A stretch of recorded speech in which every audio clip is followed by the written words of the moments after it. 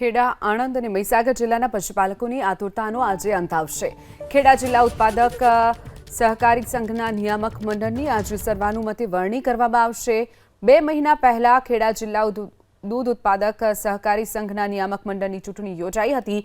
ચૂંટણી બાદ chairman, vice ચેરમેનની નિયુક્તિ બાકી હતી. બપોરે 12 વાગ્યે ચેરમેન, વાઇસ ચેરમેન બંને મહત્વના પદ માટે મેન્ડેટની ફાળવણીની પ્રક્રિયા આટોપી લેવાશે. નિયમ મંડળના પ્રમાણે 17 પૈકી 15 સભ્યો ભાજપના હોવાથી ચૂંટણી માત્ર એક ઔપચારિક જ સાબિત થશે.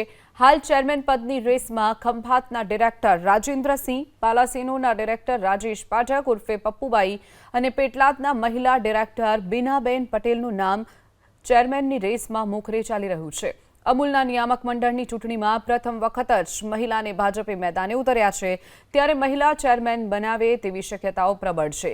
જ્યારે વાઇસ ચેરમેન માટે હજુ કોઈ નામ ચોક્કસ ચર્ચામાં નથી આવ્યું, ત્યારે કોના નામ પર પસંદગીનો કળશ ઢોળાય છે તે બપોર સુધીમાં સ્પષ્ટ થઈ જશે.